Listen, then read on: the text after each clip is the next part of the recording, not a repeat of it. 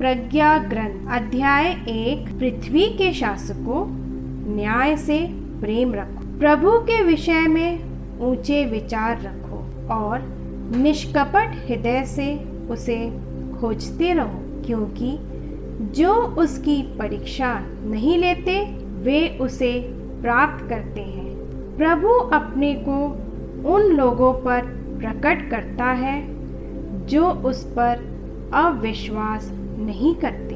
कुटिल विचार मनुष्य को ईश्वर से दूर करते हैं। सर्वशक्तिमत्ता उन मूर्खों को पराजित करती है जो उसकी परीक्षा लेते हैं। प्रज्ञा उस आत्मा में प्रवेश नहीं करती जो बुराई की बातें सोचती, और उस शरीर में निवास नहीं करती जो पाप के अधीन है, क्योंकि शिक्षा प्रदान करने वाला पवित्र आत्मा छल कपट से घृणा करता है। वह मूर्खतापूर्ण विचारों को तुच्छ समझता और अन्याय से अलग रहता है। प्रज्ञा मनुष्य का हित तो चाहती है, किंतु वह ईश निंदक को उसके शब्दों का दंड दिए बिना नहीं छोड़ेगी, क्योंकि ईश्वर मनुष्य के अंतरतम का साक्षी है। वह उसके हृदय की था लेता और उसके मुख के सभी शब्द सुनता है। प्रभु का आत्मा संसार में व्याप्त है। वह सब कुछ को एकता में बांधे रखता है और मनुष्य जो कुछ कहते हैं वह सब जानता है। इसलिए जो दुष्टतापूर्ण बातें करते हैं वे छिप नहीं सकते, और न्यायकर्ता उन्हें अवश्य दंड देगा। दुष्ट की योजनाओं की जांच की जाएगी और उसके शब्दों की आवाज प्रभु तक पहुंचेगी, जिससे उसे उसके अपराधों का दंड दिया जाए। धर्मोत्साही कान सब कुछ सुनता है, धीमी फुसफुसाहट भी उससे नहीं छिप सकती। इसलिए व्यर्थ फुसफुसाहट से बचते रहो। अपनी जीभ को पर निंदा नहीं करने दो, क्योंकि गुप्त में कही बात व्यर्थ नहीं जाती, और झूठ बोलने वाला मुख आत्मा का विनाश करता है। अपने असंयम से मृत्यु को मत बुलाओ, अपने कर्मों से अपने विनाश का कारण मत बनो।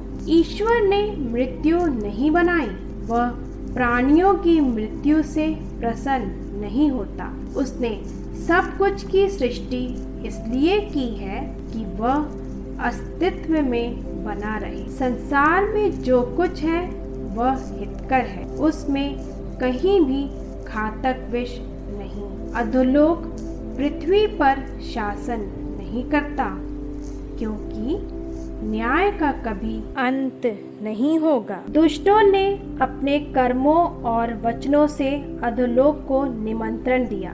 वे उसे मित्र समझकर उसकी लालसा करते रहे। उन्होंने उसके साथ संधि कर ली, इसलिए वे उसके शिकार बनने योग्य हैं। अध्याय 2।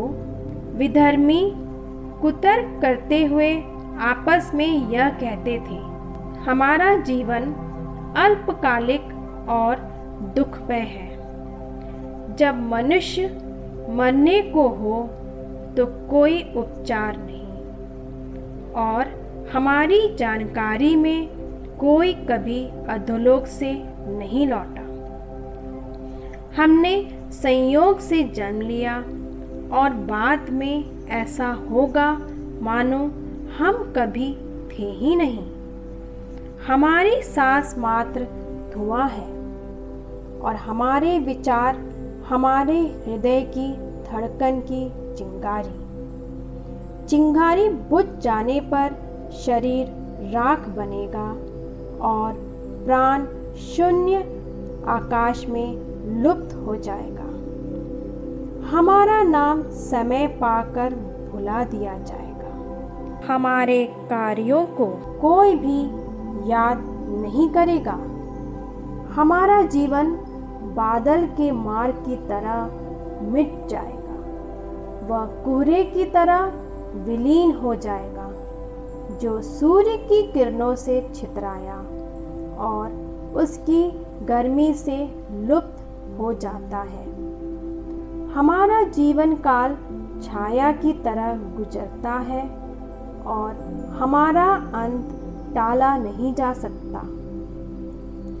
उस पर मुहर लग चुकी है और कोई नहीं लौटता। इसलिए आओ हम जब तक जवान हैं उत्सुकता से वर्तमान की अच्छी चीज़ों का उपयोग करें। हम उत्तम अंगूरी और इत्र का पूरा पूरा आनंद उठाएं।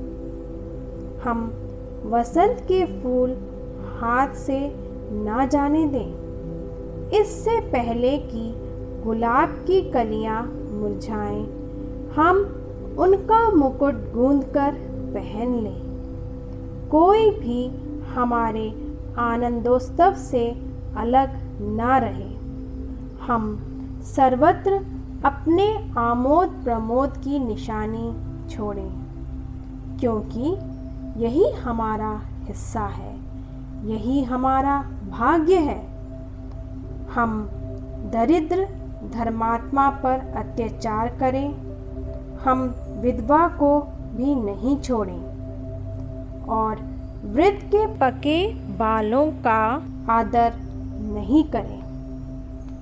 हमारी शक्ति हमारे न्याय का मापदंड हो, क्योंकि दुर्बलता किसी काम की नहीं। हम धर्मात्मा के लिए फंदा लगाएं, क्योंकि वह हमें परेशान करता और हमारे आचरण का विरोध करता है। वह हमें संहिता भंग करने के कारण फटकारता है और हम पर हमारी शिक्षा को त्यागने का अभियोग लगाता है। वह समझता है कि वह ईश्वर को जानता है और अपने को प्रभु का पुत्र कहता है। वह हमारे विचारों के लिए एक जीवित चुनौती है। उसे देखने मात्र से हमें अरुचि होती है। उसका आचरण दूसरों जैसा नहीं और उसके मार्ग भिन्न है। वह हमें घोटा और अपवित्र समझकर हमारे संपर्क से दूर रहता है। वह धर्मियों की अंतगति को सौभाग्यशाली बताता और शेखी मारता है कि ईश्वर उसका पिता है। हम यह देखें कि उसका दावा कहाँ तक सच है। हम यह पता लगाएं कि अंत में उसका क्या होगा। यदि वह धर्मात्मा ईश्वर का पुत्र है तो ईश्वर उसकी सहायता करेगा और उसे उसके विरोधियों के हाथ से छुड़ाएगा। हम अपमान और अत्याचार से उसकी परीक्षा लें, जिससे हम उसकी विनम्रता जानें और उसका धैर्य परख सकें। हम उसे घिनौनी मृत्यु का दंड दिलाएं, क्योंकि उसका दावा है कि ईश्वर उसकी रक्षा करेगा। वे ऐसा सोचते थे, किंतु यह उनकी भूल थी। उनकी दुष्टता ने उन्हें अंधा बना दिया था। वे ईश्वर के रहस्य नहीं जानते थे। वे ना तो धार्मिकता के प्रतिफल में विश्वास करते थे और न धर्मात्माओं के पुरस्कार में। ईश्वर ने मनुष्य को अमर बनाया। उसने उसे अपना ही प्रतिरूप बनाया। शैतान की ईर्ष्या के कारण ही मृत्यु संसार में आई है। जो लोग शैतान का साथ देते हैं वे अवश्य ही मृत्यु का शिकार हो जाते हैं। अध्याय 3। धर्मियों की आत्माएं ईश्वर के हाथ में है, उन्हें कभी कोई कष्ट नहीं होगा। मूर्ख लोगों को लगा कि वे मर गए हैं, वे उनका संसार से उठ जाना घोर विपत्ति मानते थे और यह समझते थे कि हमारे बीच से चले जाने के बाद उनका सर्वनाश हो गया है। किंतु धर्मियों को शांति का निवास मिला है। मनुष्यों को लगा कि विधर्मियों को दंड मिल रहा है, किंतु वे अमरत्व की आशा करते थे। थोड़ा कष्ट सहने के बाद उन्हें महान पुरस्कार दिया जाएगा। ईश्वर ने उनकी परीक्षा ली और उन्हें अपने योग्य पाया है। ईश्वर ने घरिया में सोने की तरह उन्हें परखा और होम बलि की तरह उन्हें स्वीकार किया। ईश्वर के आगमन के दिन वे ठूठी के खेत में धधकती चिंगारियों की तरह चमकेंगे। वे राष्ट्रों का शासन करेंगे, वे देशों पर राज्य करेंगे, किंतु प्रभु सदा सर्वदा उनका राजा बना रहेगा। जो ईश्वर पर भरोसा रखते हैं वे सत्य को जान जाएंगे। जो प्रेम में दृढ़ रहते हैं वे उसके पास रहेंगे, क्योंकि जिन्हें ईश्वर ने चुना है वे कृपा तथा दया प्राप्त करेंगे। किंतु अधर्मियों को उनके विचारों के योग्य दंड दिया जाएगा, क्योंकि उन्होंने धर्मी का तिरस्कार और प्रभु का परित्याग किया। जो प्रज्ञा और अनुशासन को तुच्छ समझते वे अभागे हैं, उनकी आशा निराधार है, उनका परिश्रम व्यर्थ है और उनके कार्य निष्फल हैं। उनकी पत्नियां मूर्ख, उनके बच्चे दुष्ट, उनके वंशज अभिशप्त हैं। धन्य है बांझ स्त्री जो अशुद्ध नहीं हुई, जिसने व्यभिचार नहीं किया। आत्माओं के विचार के दिन वह फलवती होगी। धन्य है नपुंसक जिसके हाथ ने बुराई नहीं की, जिसने प्रभु के विरुद्ध दुष्ट विचार नहीं पाले। उसने अपनी ईमानदारी का विशिष्ट पुरस्कार और प्रभु के मंदिर में सुखद भाग प्राप्त होगा, क्योंकि भले कामों का फल महिमामय है और उनकी जड़ प्रज्ञा अविनश्वर है। व्यभिचारियों की संतान पौढ़ता तक नहीं पहुँचेगी। अवैध संसर्ग से उत्पन्न वंशज नष्ट हो जाएंगे। यदि उन्हें लंबी आयु मिली तो उन्हें सम्मान नहीं मिलेगा और वे अंत तक बुढ़ापे तक तिरस्कृत होंगे। यदि वे शीघ्र ही मर जाएंगे तो विचार के दिन उन्हें ना आशा होगी और ना सांत्वना मिलेगी, क्योंकि दुष्ट वंश का अंत दुखद है। अध्याय 4। इसकी अपेक्षा सद्गुणी होकर निसंतान रहना कहीं अच्छा है, क्योंकि सद्गुण की स्मृति बनी रहती है। ईश्वर और मनुष्य दोनों उसका सम्मान करते हैं। जब तक सद्गुण विद्यमान है लोग उसका अनुसरण करते हैं। जब वह चला जाता है तो लोग उसकी अभिलाषा करते हैं।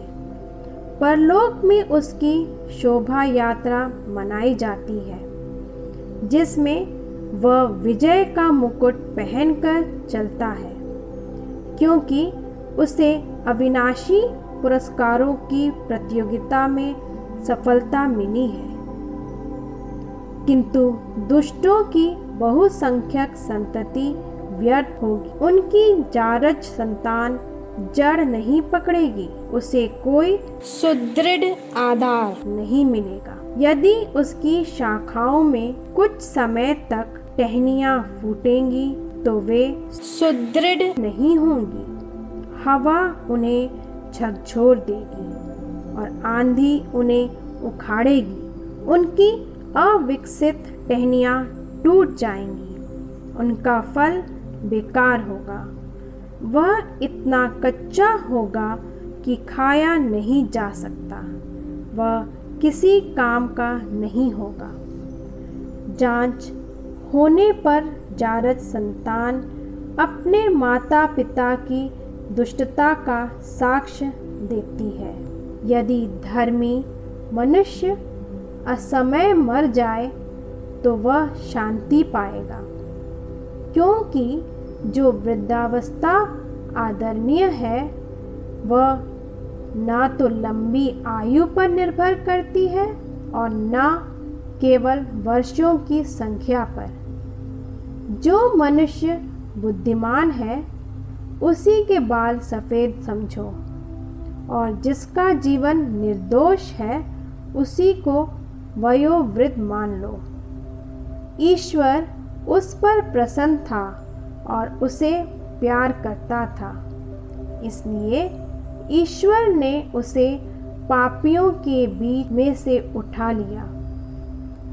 वह इसलिए उठा लिया गया कि कहीं उसकी बुद्धि का विकार न हो जाए और कपट उसकी आत्मा को नहीं बहकाए, क्योंकि बुराई का सम्मोहन भलाई को धुंधलाता है और लालच की तीव्रता सरल हृदय को दूषित करती है। वह थोड़े समय में पूर्ण बनकर लंबी आयु तक पहुंच गया है। उसकी आत्मा प्रभु को प्रिय थी, इसलिए प्रभु ने उसे शीघ्र ही चारों ओर की बुराई में से निकाल लिया है। लोग यह बात देखकर नहीं समझे, वे यह नहीं जानते हैं कि प्रभु अपने चुने हुओं पर कृपा तथा दया करता है और अपने भक्तों की रक्षा करता है।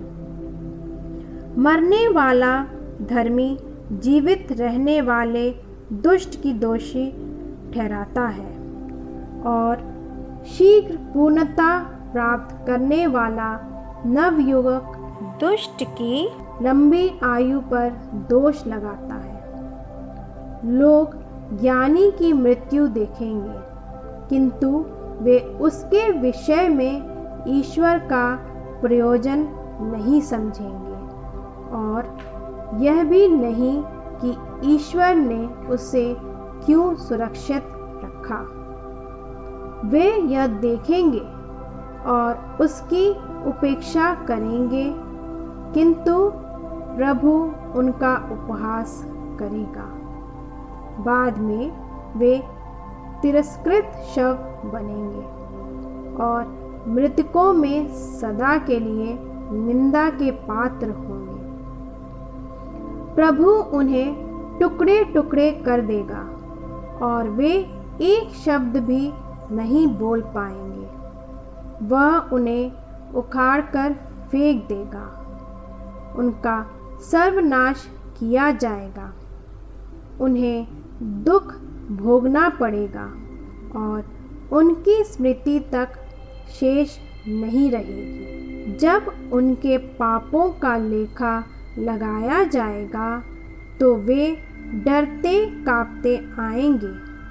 उनके कुकर्म उनके सामने खड़े होकर उन पर दोष लगाएंगे। अध्याय 5। उस समय धर्मी आत्मविश्वास के साथ उन लोगों के सामने खड़े हो जाएंगे जो उन पर अत्याचार करते और उनके परिश्रम को तुच्छ समझते थे। दुष्ट उसे देख आतंकित होकर कांपने लगेंगे और वे उसके अप्रत्याशित कल्याण पर आश्चर्यचकित होंगे। वे मन ही मन पश्चाताप करेंगे और दुखी होकर कराहते हुए कहेंगे, यह वही है जिसकी हम हंसी उड़ाते थे, जिस पर हम ताना मारते थे। हम मूर्खतावश उसके जीवन को पागलपन और उसकी मृत्यु को अपमानजनक समझते थे। वह ईश्वर के पुत्रों में कैसे सम्मिलित किया गया, वह कैसे संतों का सहभागी बना। इसलिए हम सत्य के मार्ग से भटक गए। न्याय के प्रकाश ने हमें आलोकित नहीं किया और सूर्य हम पर उदित नहीं हुआ। हम अन्याय और विनाश के पथ पर भटकते रहे। हमने मार्गहीन मरुभूमियों को पार किया, किंतु हमें प्रभु के मार्ग का पता नहीं था। घमंड से हमें क्या लाभ हुआ? जिस संपत्ति पर हमें गर्व था, उसने हमें क्या दिया? यह सब छाया की तरह उड़ती अफवाह की तरह बीत गया, समुद्र की लहरों पर चलने वाले जहाज की तरह, जिसके पार गमन का कहीं निशान नहीं, जिसके पेंदे के मार्ग की कोई खोज नहीं, या पक्षी की तरह जो हवा में उड़ता है, जिसके मार्ग की कोई खोज नहीं। वह हवा में पंख फड़फड़ाता और उसे अपने पंखों की पूरी शक्ति से चीरता, किंतु बाद में वहाँ उसकी उड़ान का कोई निशान नहीं, या बाण की तरह जो निशाने पर चलाया जाता है। हवा उससे चिर जाती, किंतु वह तुरंत जुड़ जाती है, जिससे उसके मार्ग का कोई पता नहीं चलता। इसी तरह हम जन्म के बाद तुरंत लुप्त हो गए और अपने सद्गुणों को कोई चिन्ह नहीं दिखा सके। हम अपने दुर्गुणों द्वारा समाप्त हो गए। सच दुष्ट की आशा भूसी जैसी है, जो पवन द्वारा उड़ाई जाती है, हल्के फेन जैसी है, जो आंधी द्वारा छितराया जाता है, धुएं जैसी है, जिसे पवन उड़ा ले जाता है, एक दिन के मेहमान जैसी है, जिसे कोई याद नहीं करता, किंतु धर्मी सदा के लिए जीवित रहेंगे। उनका पुरस्कार प्रभु के हाथ में है और सर्वोच्च ईश्वर उनकी देखरेख करता है। वे प्रभु के हाथ से महिमामय राजत्व और भव्य मुकुट ग्रहण करेंगे, क्योंकि वह अपने दाहिने हाथ से और अपने भुजबल से उनकी रक्षा करेगा। वह अपने धर्मोत्साह के शस्त्र पहनेगा और अपनी सृष्टि द्वारा अपने शत्रुओं को दंडित करेगा। वह न्याय का कवच धारण करेगा और अपरिवर्तनीय निर्णय का टोप पहनेगा। वह अजय पवित्रता की ढाल और अनम्य क्रोध की तलवार धारण करेगा।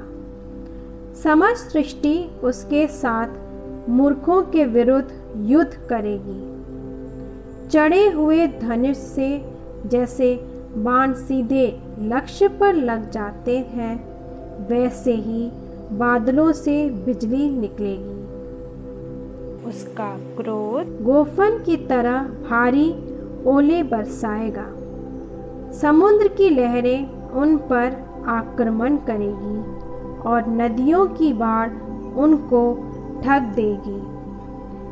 घोर आंधी उन पर टूट पड़ेगी और बवंडर उन्हें छितरा देगा।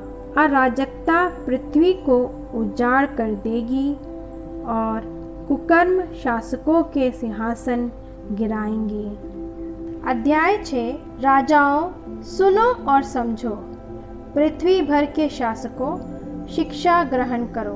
तुम जो बहुसंख्यक लोगों पर अधिकार जताते हो और बहुत से राष्ट्रों का शासन करने पर गर्व करते हो, मेरी बातों पर कान दो, क्योंकि प्रभु ने तुम्हें प्रभुत्व प्रदान किया। सर्वोच्च ईश्वर ने तुम्हें अधिकार दिया। वही तुम्हारे कार्यों का लेखा लेगा और तुम्हारे विचारों की जांच करेगा। तुम उसके राज्य के सेवक मात्र हो, इसलिए यदि तुमने सच्चा न्याय नहीं किया, विधि का पालन नहीं किया और ईश्वर की इच्छा पूरी नहीं की, तो वह भीषण रूप में अचानक तुम्हारे सामने प्रकट होगा, क्योंकि उच्च अधिकारियों का कठोर न्याय किया जाएगा। जो दीनहीन है वह क्षमा और दया का पात्र है, किंतु जो शक्तिशाली है उनकी कड़ी परीक्षा ली जाएगी। सर्वेश्वर पक्षपात नहीं करता और बड़ों के सामने नहीं झुकता, क्योंकि उसी ने छोटे और बड़े दोनों को बनाया और वह सबका समान ध्यान रखता है।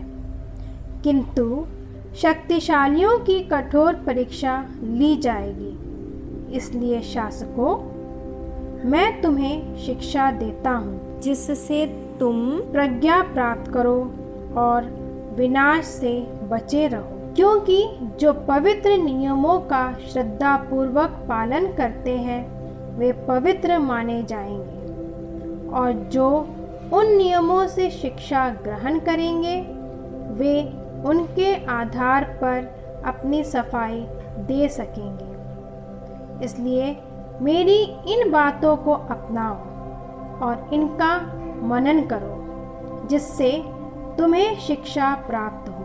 प्रज्ञा दीप्यमान है, वह कभी मलिन नहीं होती।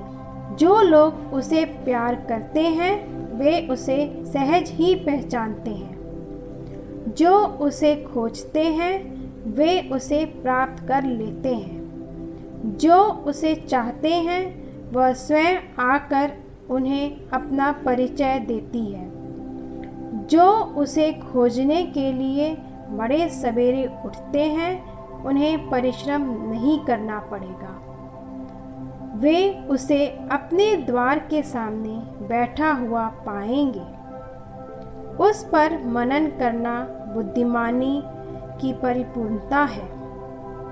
जो उसके लिए जागरण करेगा वह शीघ्र ही पूर्ण शांति प्राप्त करेगा। वह स्वयं उन लोगों की खोज में निकलती है जो उसके योग्य है। वह कृपा पूर्वक उन्हें मार्ग में दिखाई देती है और उनके प्रत्येक विचार में उनसे मिलने आती है। शिक्षा की सदीक्षा प्रज्ञा का प्रारंभ है। शिक्षा की सदीक्षा प्रज्ञा का प्रेम है। शिक्षा का प्रेम उसकी आज्ञाओं का पालन है। उसकी आज्ञाओं के पालन में अमरता है। अमरता ईश्वर के निकट पहुंचाती है। इसलिए प्रज्ञा की सदीक्षा राजत्व दिलाती है। राष्ट्रों के शासकों, यदि तुम्हें सिंहासन और मुकुट प्रिय है तो प्रज्ञा पर श्रद्धा रखो, जिससे तुम अनंत काल तक राज्य कर सको। प्रज्ञा क्या है और वह कहाँ से उत्पन्न होती है, मैं यह प्रकट करूँगा। मैं तुमसे रहस्य नहीं छिपाऊंगा। मैं उसकी उत्पत्ति के रहस्य का पता लगाऊंगा मैं उसके विषय में अपनी जानकारी प्रकाश में लाऊंगा और सत्य के मार्ग से नहीं भटकूंगा। मैं घुलाने वाली ईर्ष्या का साथ नहीं दूंगा, क्योंकि इसका प्रज्ञा से कोई संबंध नहीं। बुद्धिमानों की भारी संख्या में संसार का कल्याण है, और बुद्धिमान राजा अपनी प्रजा का आश्रय है। इसलिए मेरी शिक्षा ग्रहण करो, उससे तुम्हें लाभ होगा। अध्याय 7। मैं सभी अन्य लोगों की तरह नश्वर मनुष्य हूँ। मैं उसका वंशज हूँ जो सबसे पहले मिट्टी से रचा गया। मेरा शरीर अपनी माता के गर्भ में गढ़ा गया। मैं संसर्ग के सुख के पश्चात वीर्य द्वारा 10 महीनों तक रक्त में बनता रहा। मैंने जन्म लेते ही सर्वसुलभ हवा में सांस ली। मैं सबके समान पृथ्वी पर गिरा और सबके समान पहली बार रोने लगा। मैं कपड़ों में लपेटा गया और बड़ी सावधानी से मेरा पालन पोषण हुआ। सभी राजाओं का जीवन इसी तरह प्रारंभ होता है। जीवन में प्रवेश सबके लिए एक जैसा है और जीवन से प्रस्थान भी एक जैसा। मैंने प्रार्थना की और मुझे विवेक मिला। मैंने विनती की और मुझ पर प्रज्ञा का आत्मा उतरा। मैंने उसे राजदंड और सिंहासन से ज़्यादा पसंद किया और उसकी तुलना में धन दौलत को कुछ नहीं समझा। मैंने उसकी तुलना अमूल्य रत्न से भी नहीं करना चाहा, क्योंकि उसके सामने पृथ्वी का समस्त सोना मुट्ठी भर बालू के सदृश है और उसके सामने चांदी कीच की समझी जाएगी। मैंने उसे स्वास्थ्य और सौंदर्य से अधिक प्यार किया और उसे अपनी ज्योति बनाने का निश्चय किया, क्योंकि उसकी दीप्ति कभी नहीं बुझती। मुझे उसके साथ साथ सब उत्तम वस्तुएं मिल गईं और उसके हाथों से अपार धन संपत्ति। मैंने उन सब के साथ आनंद मनाया, क्योंकि वे मुझे प्रज्ञा द्वारा मिली थी। यद्यपि मैं उस समय नहीं जानता कि प्रज्ञा ही उन सब की जन्मदात्री है। मैंने सरल हृदय से प्रज्ञा की शिक्षा ग्रहण की और मैं खुले हाथ से बांटता हूँ। मैं उसकी समृद्धि नहीं छिपाता। वह मनुष्यों के लिए एक अक्षय भंडार है। जो लोग उसे प्राप्त करते हैं वे ईश्वर के मित्र बनते हैं, क्योंकि प्रज्ञा की शिक्षा द्वारा प्राप्त सद्गुण उसे प्रिय है। ईश्वर ने मुझे यह कृपा दी कि मैं सही बातें बोलूं और उसके वरदानों का मूल्य समझूं, क्योंकि वह प्रज्ञा का पथ प्रदर्शक है और ज्ञानियों को मार्ग दिखाता है। हम उसी के हाथ में हैं, हम और हमारे शब्द, हमारी समस्त बुद्धि और शिल्प विज्ञान भी। जो कुछ अस्तित्व में है उसने मुझे उसका पूरा ज्ञान दिया।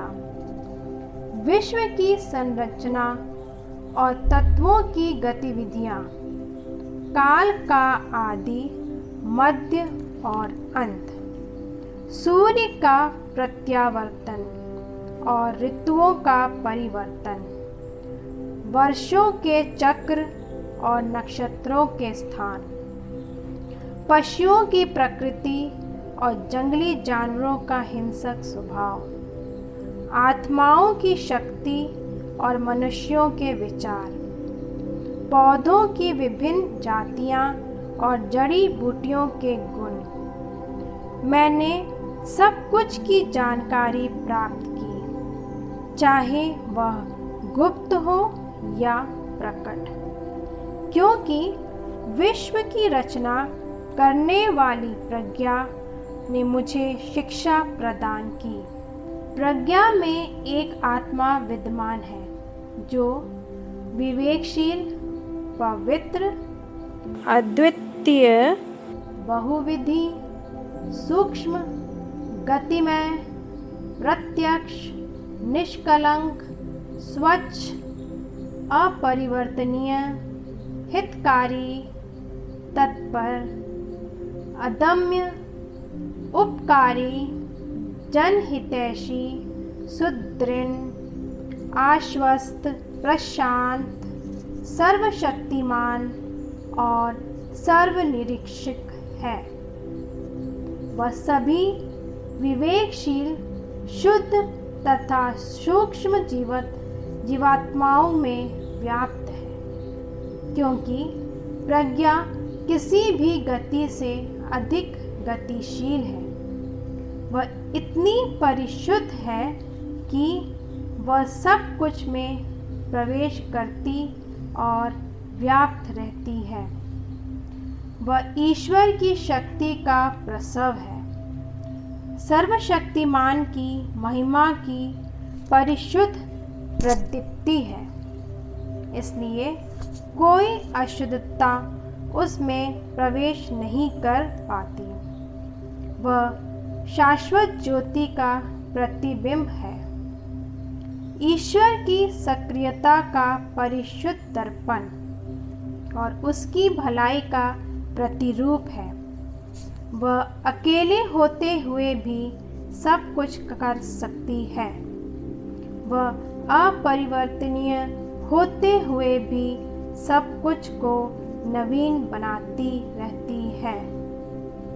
वह पीढ़ी दर पीढ़ी पवित्र जीवात्माओं में प्रवेश कर उन्हें ईश्वर के मित्र और नबी बनाती है, क्योंकि ईश्वर केवल उसी को प्यार करता है जो प्रज्ञा के साथ निवास करता है। प्रज्ञा सूर्य से भी रमणीय है, सभी नक्षत्रों से श्रेष्ठ है और प्रकाश से भी बढ़कर है, क्योंकि प्रकाश रात्रि के सामने दूर हो जाता है, किंतु प्रज्ञा पर दुष्टता का वश नहीं चलता।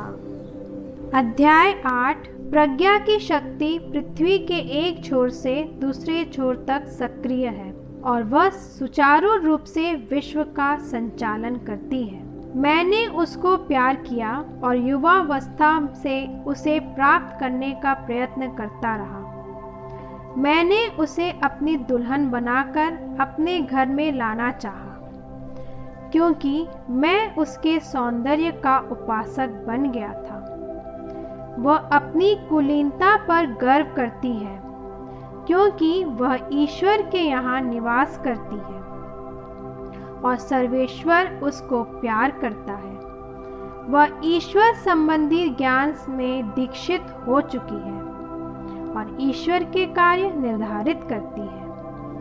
यदि जीवन में संपत्ति वांछनीय है, तो प्रज्ञा से बड़ी संपत्ति क्या है जो सब कार्य संपन्न करती है।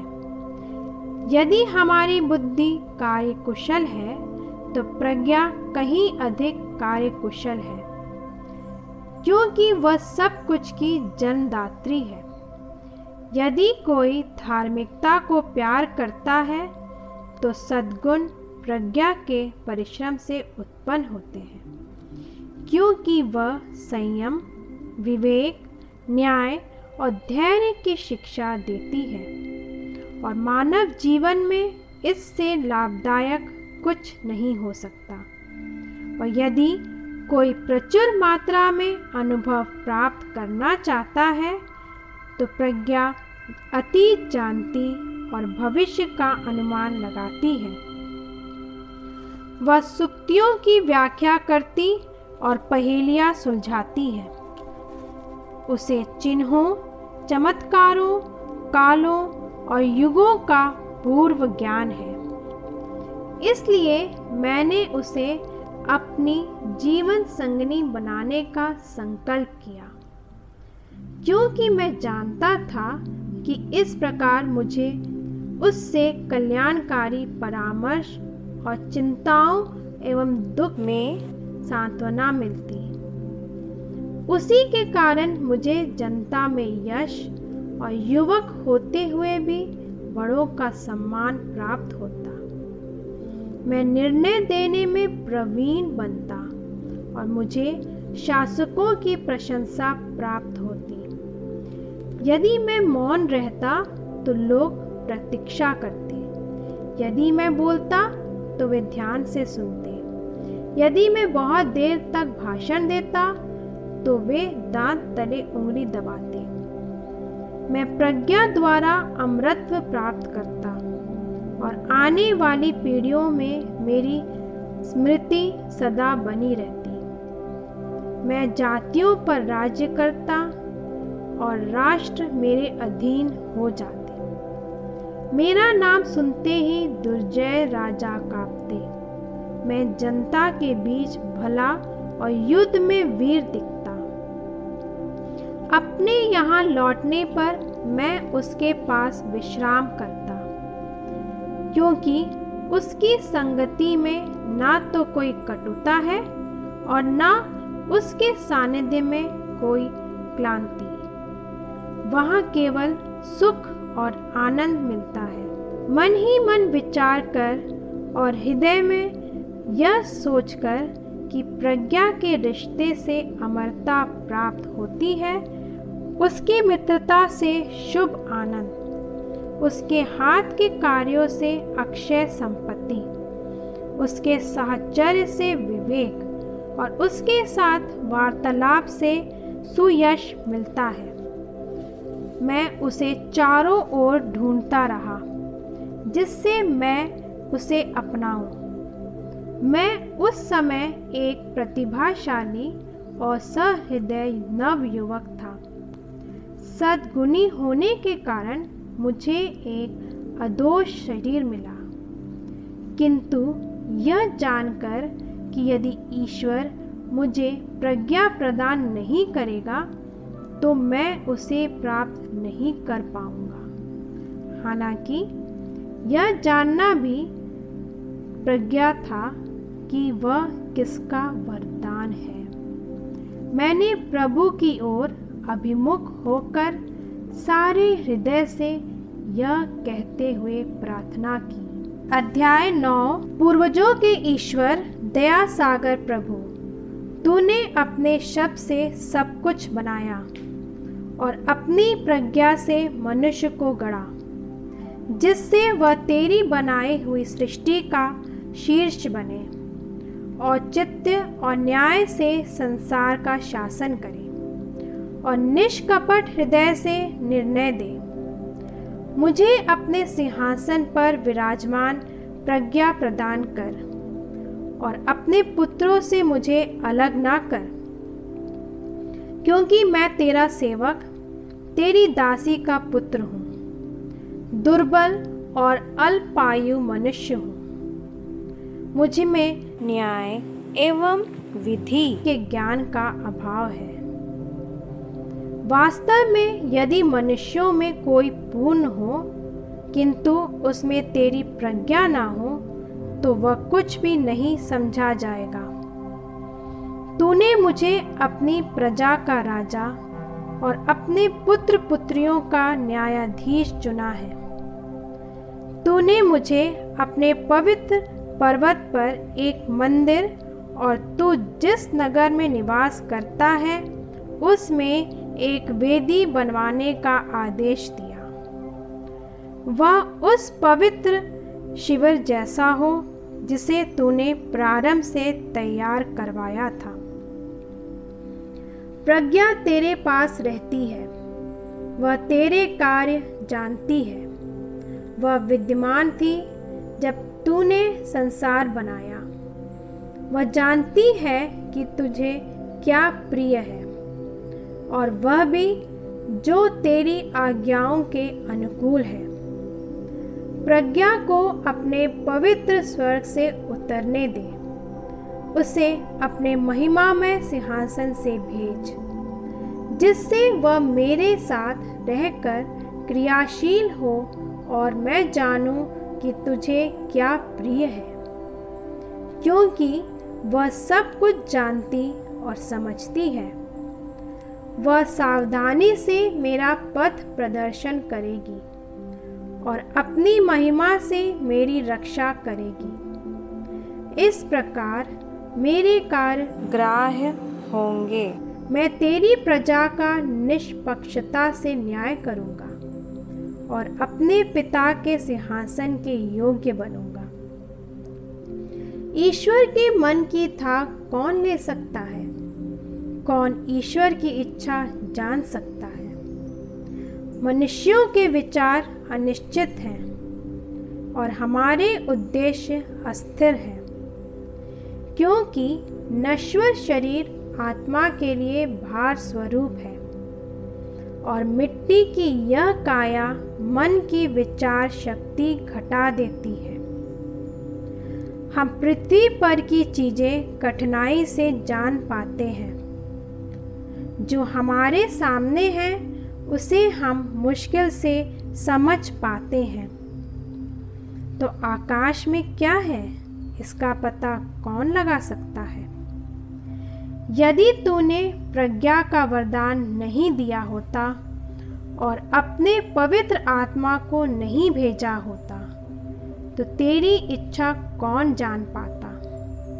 इस तरह पृथ्वी पर रहने वालों के पथ सीधे कर दिए गए हैं। जो बात तुझे प्रिय है उसकी शिक्षा मनुष्यों को मिल गई और प्रज्ञा के द्वारा उनका उद्धार हुआ है।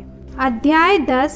जब अकेले आदि मानव संसार के पिता की ही सृष्टि हुई थी, तो प्रज्ञा ने उसकी रक्षा की थी। उसके पतन के बाद उसका उद्धार किया था और उसे समस्त सृष्टि पर शासन करने की शक्ति प्रदान की थी। जब एक अधर्मी मनुष्य अपने क्रोधावेश में उससे विमुख हो गया था, तो उसका विनाश हुआ, क्योंकि उसने क्रुद्ध होकर अपने भाई की हत्या की थी। जब उसके कारण पृथ्वी पर जल प्रलय हुआ था, तो प्रज्ञा ने फिर उसकी रक्षा की थी और एक भंगुर लकड़ी पर धर्मी को बिठाकर पार कराया था। जब सर्वत्र फैली हुई दुष्टता के कारण राष्ट्रों में उलझन पैदा हुई थी, तो प्रज्ञा ने धर्मी को पहचान कर उसे ईश्वर की दृष्टि में अनिंद्य बनाए रखा और उसे वात्सल्य पर विजय का सामर्थ्य प्रदान किया था। जब अधर्मी नष्ट हो रहे थे और 5 नगरों पर आग बरस रही थी, तो प्रज्ञा ने भागने वाले धर्मी को बचाया था। उन लोगों की दुष्टता के साक्ष्य के रूप में अब तक वहाँ एक उजाड़ भूमि विद्यमान है, जिसमें से धुआं उठता है, जहाँ वृक्ष अनिश्चित समय तक फल देते हैं और एक अविश्वासी आत्मा की स्मृति में नमक का खंभा खड़ा है। जिन लोगों ने प्रज्ञा की उपेक्षा की थी, वे न केवल भलाई पहचानने में असमर्थ हो गए, बल्कि उन्होंने आने वाली पीढ़ियों के लिए अपनी मूर्खता का स्मारक छोड़ दिया था, जिससे उनका पाप गुप्त न रहे। किंतु जो प्रज्ञा के अनुयायी बने, उसने उन्हें उनके कष्टों से मुक्त किया। प्रज्ञा धर्मी को सीधे मार्गों पर ले चली। जब वह अपने भाई के क्रोध से भाग रहा था, उसने उसे ईश्वर के राज्य के दर्शन कराए और पवित्रता का ज्ञान प्रदान किया। उसने उसे उसके कार्यों द्वारा संपन्न बनाया और उसके परिश्रम का प्रचुर पुरस्कार दिया। उसने लोभी शोषकों के विरुद्ध उसकी सहायता की और उसे धनी बनाया। उसने उसके शत्रुओं से उसकी रक्षा की और उसे फंदा बिछाने वालों से बचा लिया। उसने उसे घोर संघर्ष में विजय दिलाई, जिससे वह समझ सके कि भक्ति सबसे शक्तिशाली है। उसने बेचे हुए धर्मी का परित्याग नहीं किया, बल्कि उसे पाप से बचाया। वह उसके साथ कुएं में उतरी और उसने बंदी गृह में उसे अकेला नहीं छोड़ा, बल्कि उसे देश का राजदंड दिलाया। उसने उसको अत्याचारियों पर अधिकार दिया। उसने उसके निंदकों को झूठा सिद्ध किया और उसे अमर यश प्रदान किया। उसने एक पवित्र प्रजा और निर्दोष प्रजाति को उस पर अत्याचार करने वाले राष्ट्र से मुक्त किया। उसने प्रभु के सेवक की आत्मा में प्रवेश किया और चमत्कारों एवं चिन्हों द्वारा विकट राजाओं का सामना किया। उसने संतों को उनके परिश्रम का पुरस्कार दिलाया। वह उन्हें एक आश्चर्यजनक मार्ग से ले चली। वह दिन में उनके लिए आच्छादन और रात में तारों की ज्योति बनी। उसने उन्हें लाल सागर के पार उतारा। वह उन्हें विशाल जलाशय के उस पार ले गई। उसने उनके शत्रुओं को जल में बहा दिया और उन्हें गर्त की गहराई से निकालकर ऊपर फेंक दिया। इसलिए धर्मियों ने दुष्टों को लूटा। प्रभु, उन्होंने तेरे पवित्र नाम की स्तुति की और एक स्वर से तेरी विजयी भुजा का गुणगान किया, क्योंकि प्रज्ञा ने गूंगों का मुख खोला और शिष्यों की जिह्वा को वाणी दी। अध्याय 11। उसने एक पवित्र नबी के हाथ से उनकी योजना को सफल बनाया। उन्होंने निर्जन उजाड़ खंड पार किया और दुर्गम स्थानों पर अपने तंबू खड़े किए। उन्होंने अपने शत्रुओं का डटकर सामना किया और विरोधियों को मार भगाया। जब उन्हें प्यास लगी तो उन्होंने तेरी दुहाई दी और उन्हें एक ऊंची चट्टान से पानी मिला। एक कठोर पत्थर ने उनकी प्यास बुझाई, क्योंकि जिसके द्वारा उनके शत्रुओं को दंड दिया गया, उसी के द्वारा अभाव में उनका उपकार किया गया। शिशुओं के वध की राजाज्ञा के दंड स्वरूप नील की सदा प्रवाहित धारा रक्त और कीच से दूषित हो गई। उसके बदले तूने अपनी प्रजा को अप्रत्याशित रूप से भरपूर जल दिया।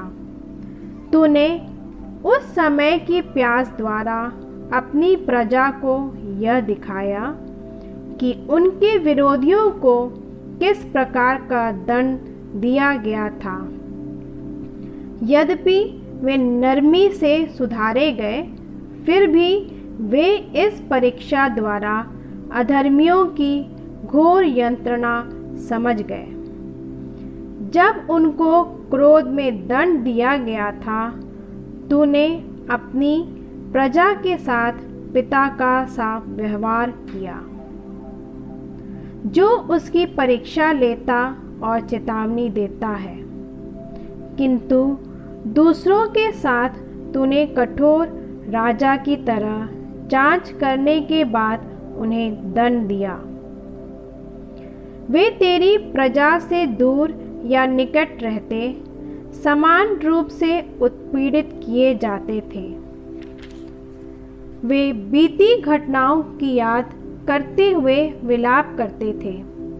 उन्हें दोहरा दुख भोगना पड़ा, क्योंकि जब उन्होंने सुना कि जिसके द्वारा उन्हें दंड दिया गया वही इज़राइलियों के लिए कल्याण का कारण बना, तो वे समझ गए कि उसमें प्रभु का हाथ है।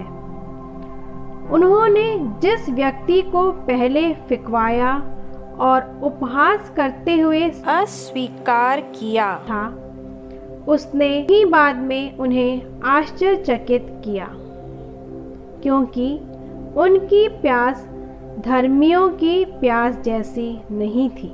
उनके अधर्म के मूर्ख विचारों के दंड स्वरूप जिनसे प्रेरित होकर वे भटक कर गूंगे सांपों और तुच्छ पशुओं की पूजा करते थे, तूने उनके यहाँ गूंगे पशुओं को भारी संज्ञा में भेज दिया, जिससे वे समझे कि कोई जिसके द्वारा पाप करता है उसी के द्वारा उसे यंत्रणा दी जाती है। तेरी सर्वशक्तिमान भुजा, जिसने निराकार पदार्थ से संसार की सृष्टि की थी, उन पर भालुओं या हिंसक सिंहों के झुंड या नए सृष्टि किए हुए और क्रोध से भरे ऐसे अपूर्व पशु छोड़ने में असमर्थ नहीं थी, जो या तो आग गलते या गरजता हुआ धुआं फैलाते या अपनी आँखों से भयंकर चिंगारियाँ निकालते थे। ऐसे पशु जिनके प्रहार से उनका विनाश हो जाता, बल्कि जिन्हें देखने मात्र से आतंक के मारे उनकी मृत्यु हो जाती। यद्यपि इन सब के अभाव में वे तेरे दंड के शिकार बनकर या तेरी शक्तिशाली आत्मा द्वारा छिन्न भिन्न होकर तेरे श्वास मात्र द्वारा मारे जा सकते थे। तेरी सर्वशक्तिमता सदा तेरे पास रहती है। कौन तेरे भुजबल के सामने टिक सकता है? प्रभु, तेरी दृष्टि में समस्त संसार तराजू के पासंग के बराबर है, अथवा प्रातःकाल भूमि पर गिरने वाली ओस की बूंद की तरह। तू सब पर दया करता है, क्योंकि तू सर्वशक्तिमान है। तू मनुष्य के पापों को इसलिए अनदेखा करता है कि वह पश्चाताप करे। तू सब प्राणियों को प्यार करता है और अपनी बनाई हुई किसी वस्तु से घृणा नहीं करता। यदि तुझे किसी वस्तु से घृणा हुई होती तो तूने उसे नहीं बनाया होता। यदि तू उसे नहीं चाहता तो कुछ भी अस्तित्व में नहीं बना रहता। यदि तूने उसे नहीं बुलाया होता तो कुछ भी सुरक्षित नहीं रहता। प्रभु, तू सारी सृष्टि की रक्षा करता है, क्योंकि वह तेरी है। तू सब प्राणियों को प्यार करता है। अध्याय 12। क्योंकि तेरा अविनाशी आत्मा सब में व्याप्त है। प्रभु, तू अपराधियों को थोड़ा थोड़ा करके दंड देता है। तू उन्हें चेतावनी देता और उन्हें उनके पापों का स्मरण दिलाता है, जिससे वे बुराई से दूर रहें और तुझ पर भरोसा रखें। तूने अपनी पवित्र भूमि के पुराने निवासियों के साथ ऐसा व्यवहार किया, जिनसे उनके घृणित कार्यों के कारण तुझे बैर हुआ था। उनका जादू टोना, उनकी निंदनीय धर्मरीतियाँ, बच्चों की निर्मम हत्याएं, मनुष्य के मांस और रक्त की वे दावतें जिनमें अंतड़ियाँ तक खाई जाती थीं, दीक्षितों के रहस्यात्मक धर्मानुष्ठानों की रंगरलियाँ। तूने असहाय बच्चों के उन हत्यारों को हमारे पूर्वजों के हाथों द्वारा मिटाना चाहा, जिससे वह भूमि जो तुझे सबसे प्रिय है योग्य लोगों से, ईश्वर के पुत्रों से बसाई जाए। किंतु तूने उन पुराने निवासियों पर दया की, क्योंकि वे मनुष्य थे। तूने अपनी सेना के अग्रदूतों के रूप में उनके पास बर्रे भेजे, जिससे वे उनका धीरे धीरे विनाश करें।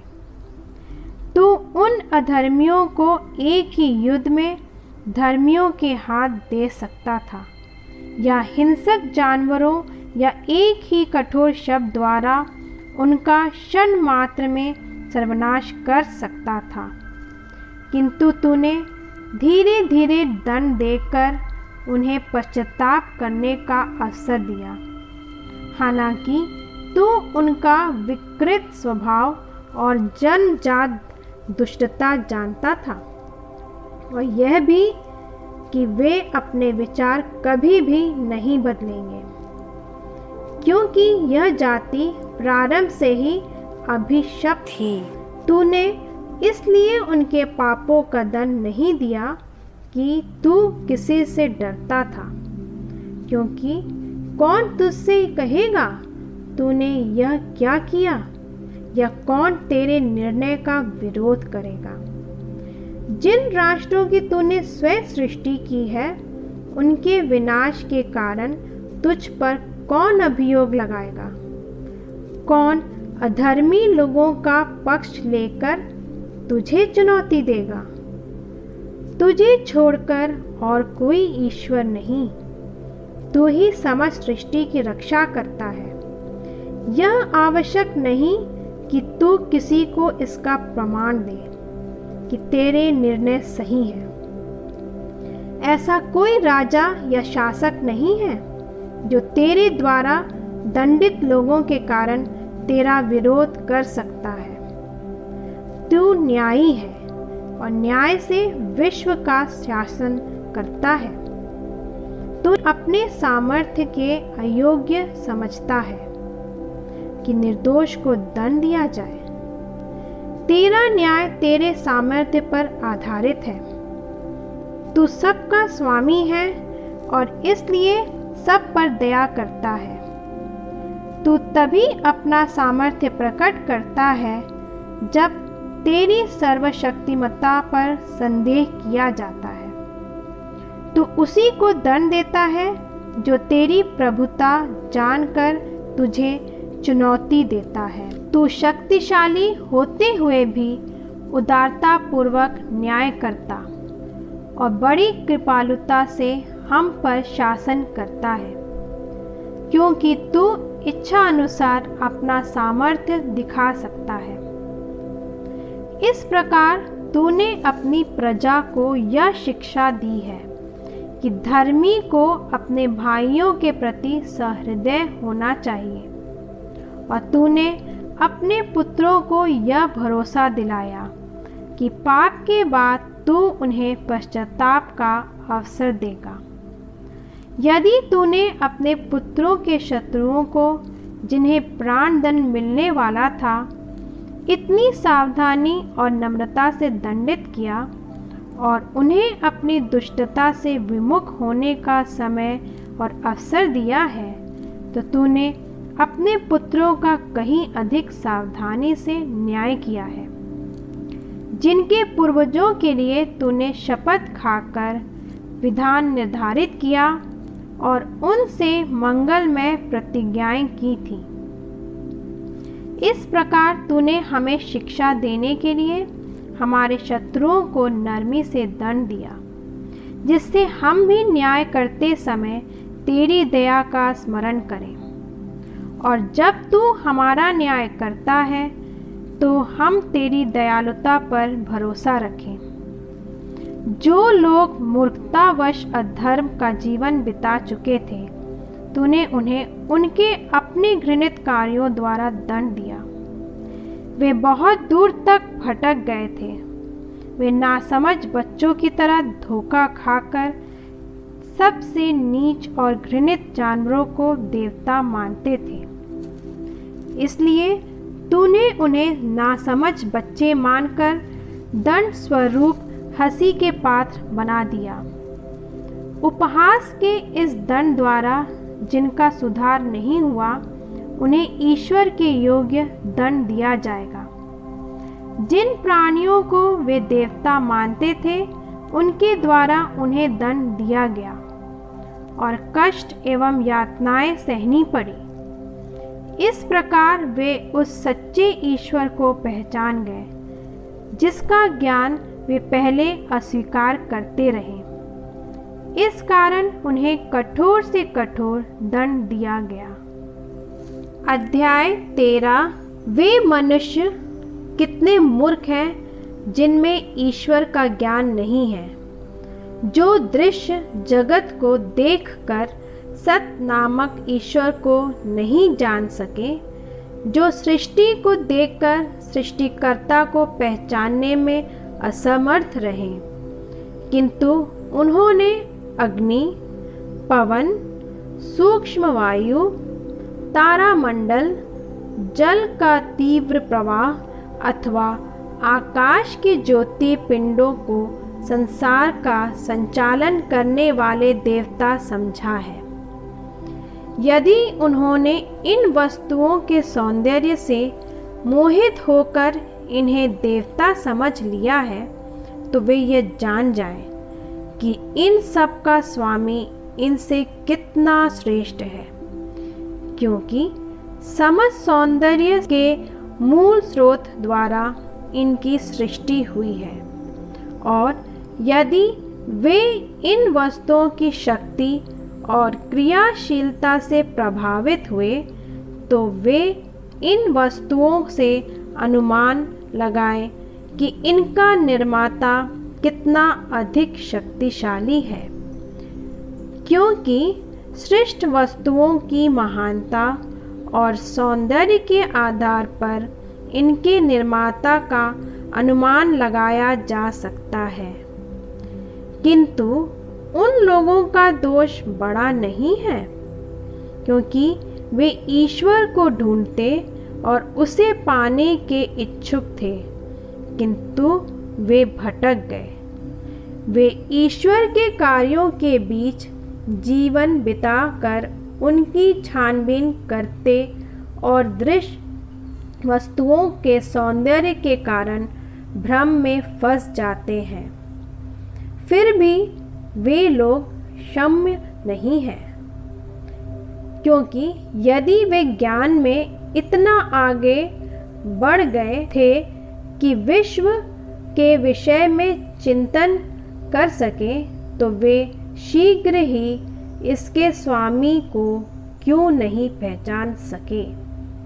अभागे हैं वे लोग जिनकी आशा निर्जीव वस्तुओं पर आधारित है, जिन्होंने मनुष्य के हाथों की कृतियों को देवता माना है, पशुओं की मूर्तियों को, सोने और चांदी की कलाकृतियों को, या प्राचीन काल के गढ़े हुए रद्दी पत्थर को। कोई बढ़ई उपयुक्त पेड़ चुनकर उसे गिराता, चतुराई से उसकी छाल उतारता और कौशल से उसे गढ़कर कोई घरेलू सामान बनाता है। वह लकड़ी की काट छाट से भोजन पकाता और खाकर तृप्त हो जाता है। जो रद्दी बच गई, वह उसमें से एक टेढ़ी गांठदार लकड़ी उठाता और फुर्सत के समय चतुराई से उसे काट काट कर कोई रूप देता है। वह उससे मनुष्य की मूर्ति बनाता या किसी तुच्छ पशु की प्रतिमा। वह उस पर गेरू लगाता, लाल रंग पोतता और उसका हर दोष छिपाता है। वह उसके लिए एक उपयुक्त निवास बनाता, उसे दीवार पर लगाता और कील से ठोक देता है। वह सावधानी से उसे गिरने से बचाता है, क्योंकि वह जानता है कि वह अपने को संभाल नहीं पाती। वह मात्र मूर्ति है और उसे सहारे की आवश्यकता होती है।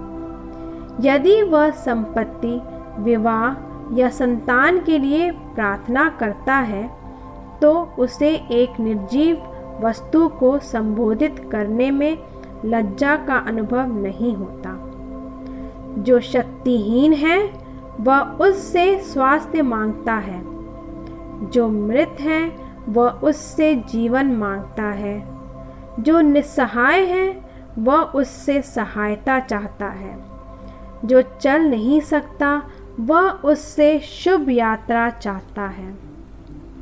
वह अपनी जीविका, अपने परिश्रम और अपने हाथों की सफलता के लिए एक ऐसी वस्तु से सहायता मांगता है जिसके हाथ नितांत शक्तिहीन है। अध्याय 14। कोई व्यक्ति समुद्री यात्रा करना चाहता है और उसे प्रचंड लहरों को पार करना है, तो वह ऐसी लकड़ी से प्रार्थना करता है जो उसे जहाज से भी जर्जर है जिस पर वह सवार है। कोई लाभ की लालसा ने वह जहाज बनवाया और वह एक कुशल कारीगर द्वारा निर्मित हुआ है, किंतु पिता और विधाता तू जहाज का संचालन करता है, क्योंकि तूने समुद्र में उसका मार्ग प्रशस्त किया और लहरों में उसके लिए एक सुरक्षित पथ बनाया है। इस प्रकार तू दिखाता है कि तू हर जोखिम से बचाने में समर्थ है। उस समय भी जब कोई अनाड़ी जहाज चलाता है, तू यह नहीं चाहता कि तेरी प्रज्ञा की कृतियां व्यर्थ रहें। इसलिए मनुष्य लकड़ी के छोटे टुकड़े को अपने प्राण सौंपते और एक बेड़े पर लहरें पार करते हुए सुरक्षित रहते हैं। प्राचीन काल में भी जब घमंडी भीमकाय जाति का विनाश हो रहा था, तो पृथ्वी की आशा ने एक पोत की शरण ली और तेरे हाथ से संचालित होकर उसने संसार के लिए एक नई पीढ़ी का बीज छोड़ा। धन्य है लकड़ी जिसके द्वारा न्याय होता है, किंतु हाथ से बनी हुई वस्तु अभिशप्त है, मूर्ति भी और बनाने वाला भी, क्योंकि उसने उसे बनाया, और मूर्ति नश्वर होते हुए भी ईश्वर कहलाती है। ईश्वर को दुष्ट और उसकी दुष्टता दोनों से समान रूप से घृणा है। कृति को और कृतिकार को दोनों को दंड दिया जाएगा। इसलिए राष्ट्रों की देव मूर्तियों को दंड दिया जाएगा, क्योंकि वे ईश्वर की सृष्टि में घृणा के पात्र, मनुष्यों की आत्माओं के लिए पाप का कारण और मूर्खों के पैरों के लिए फंदे बन गई हैं। मूर्तियों की कल्पना से धर्म त्याग प्रारंभ हुआ और उनके निर्माण ने जीवन को भ्रष्ट कर दिया, क्योंकि वे ना तो आदि में विद्यमान थी और ना सदा बनी रहेंगी। मनुष्यों की व्यर्थ कल्पना के कारण उनका पृथ्वी पर आगमन हुआ था और इसलिए उनका आकस्मिक अंत निश्चित किया गया है। अप्रत्याशित शोक से दुखी होकर किसी पिता ने अपने बच्चे की मूर्ति बनवाई, जिसकी असमय में मृत्यु हो गई थी।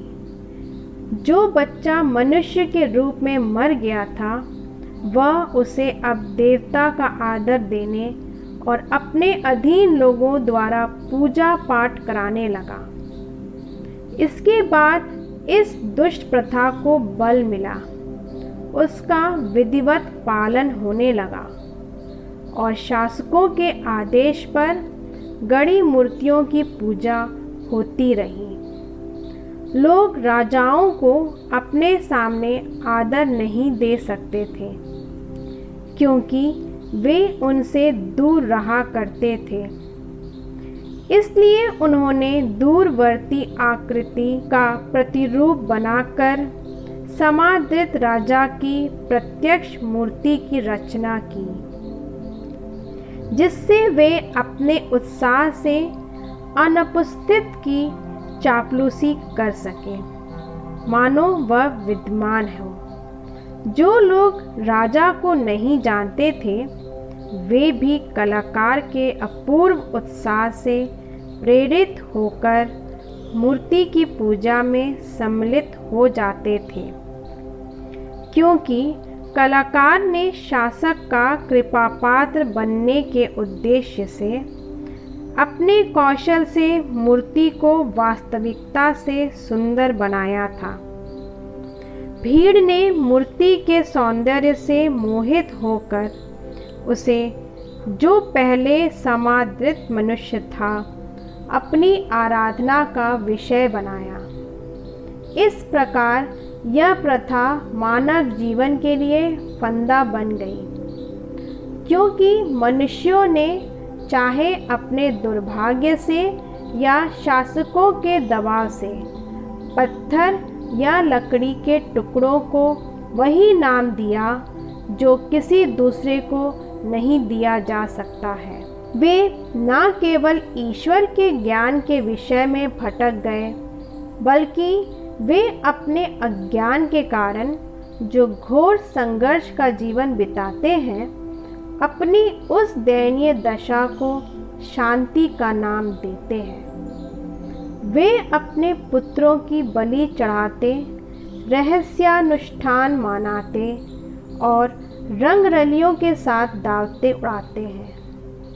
वे ना तो जीवन का आदर करते और ना विवाह की पवित्रता का।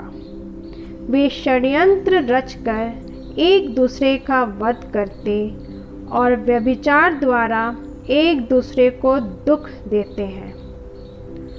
चारों ओर अव्यवस्था है, रक्त और वध, चोरी और छल कपट, प्रलोभन और बेईमानी, दंगा और झूठी शपथ, मूल्यों का विघटन, परोपकार की कृतज्ञता, आत्माओं का दूषण, अप्राकृतिक संसर्ग, विवाह का व्यक्तिक्रम और लंपटता, क्योंकि घृणित देव मूर्तियों की पूजा सभी बुराइयों का प्रारंभ, कारण और पराकाष्ठा है। मूर्ति पूजक या तो आनंदातिरेक में पागल हो जाते, या झूठी भविष्यवाणी करते, या अन्याय की कमाई खाते हैं, या झूठी शपथ खाने में संकोच नहीं करते।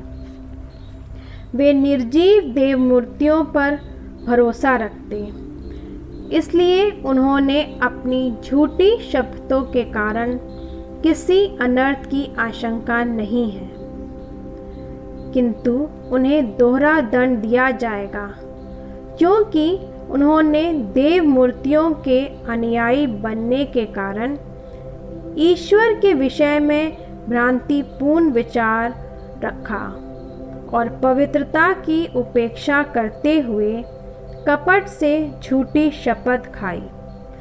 शपथ के समय जिनका नाम लिया जाता, उनकी शक्ति नहीं, बल्कि न्याय ही पापियों को सदा उनके अपराध का दंड देता है। अध्याय 15। हमारे ईश्वर, तू सचमुच कृपालु और सत्य प्रतिज्ञ है। तू सहिष्णु है और दया से सब कुछ का संचालन करता है। जब हम पाप करते हैं तो भी हम तेरे हैं, क्योंकि हम तेरा सामर्थ्य जानते हैं, किंतु हम पाप नहीं करेंगे, क्योंकि हम तेरे कहलाते हैं।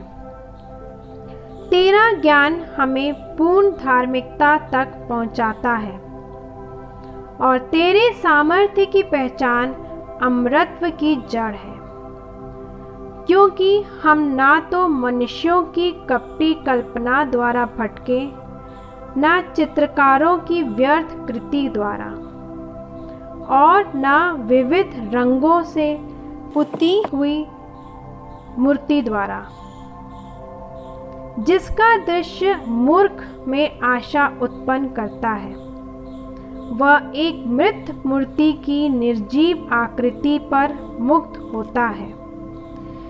जो मूर्तियां बनाते हैं जो उन पर मुग्ध होते और उनकी पूजा करते हैं वे बुराई के अनुयायी हैं और इस प्रकार की आशा के योग्य हैं। कुम्हार परिश्रम से गीली मिट्टी गूंथता और हमारे उपयोग के लिए सब प्रकार के पात्र बनाता है। वह एक मिट्टी से समान रूप से उच्च प्रयोजन के पात्र भी बनाता है और दूसरे प्रयोजन के लिए भी। कुम्हार निश्चित करता है कि कौन पात्र किस काम आएगा। वह व्यर्थ परिश्रम से उसी मिट्टी से एक निरर्थक देवमूर्ति गढ़ता है। यद्यपि वह स्वयं कुछ समय पहले मिट्टी से जन्मा और शीघ्र ही उस मिट्टी में लौटने वाला है जहाँ से वह लाया गया है, जब उससे उसका जीव वापस मांगा गया होगा। उसे कोई चिंता नहीं कि उसे मरना होगा और उसका जीवन अल्पकालिक है, बल्कि वह स्वर्ण और रजतकारों से होड़ लगाता, कांसा ढालने वालों का अनुकरण करता और मिथ्या मूर्तियां बनाने पर गर्व करता है। उसका हृदय राख है, उसकी आशा धूल से अधिक व्यर्थ और उसका जीवन मिट्टी से अधिक तुच्छ है, क्योंकि वह अपने निर्माता को नहीं पहचानता, जिसने उसमें सक्रिय आत्मा को डाला और जीवनदायक प्राण फूके। वह हमारे जीवन को लीला समझता है, हमारे अस्तित्व को एक लाभकारी मेला। वह कहता है कि सब कुछ से बुराई से भी लाभ उठाना चाहिए। वह किसी भी व्यक्ति से यह अच्छी तरह जानता है कि वह पाप करता है जब वह मिट्टी से भंगुर पात्र और देव मूर्तियां बनाता है। वे लोग सबसे अधिक बुद्धिहीन और निर्दोष बच्चे से भी अधिक अभागे हैं, जो तेरी प्रजा के शत्रु बनकर उस पर अत्याचार करते थे। उन्होंने राष्ट्रों की सब मूर्तियों को देवता माना है, जो अपनी आँखों से नहीं देखती, अपने नथनों से सांस नहीं लेती, अपने कानों से नहीं सुनती, अपने हाथ की उंगलियों से नहीं टटोलती और अपने पैरों से नहीं चलती, क्योंकि एक मनुष्य ने उन्हें बनाया, एक व्यक्ति ने उन्हें गढ़ा, जिसे उद्धार के रूप में प्राण मिले थे। कोई भी मनुष्य अपने जैसे कोई देवता बनाने में असमर्थ है। मर्त्य होने के कारण वह अपने अपवित्र हाथों से वही बना सकता है जो मृत है। वह अपनी आराध्य वस्तुओं से श्रेष्ठ है, क्योंकि वह जीवित है, किंतु उन्हें कभी जीवन नहीं मिलेगा। वे सबसे घृणित जंतुओं की पूजा करते हैं, जो अन्य पशुओं से भी अधिक मूर्ख हैं।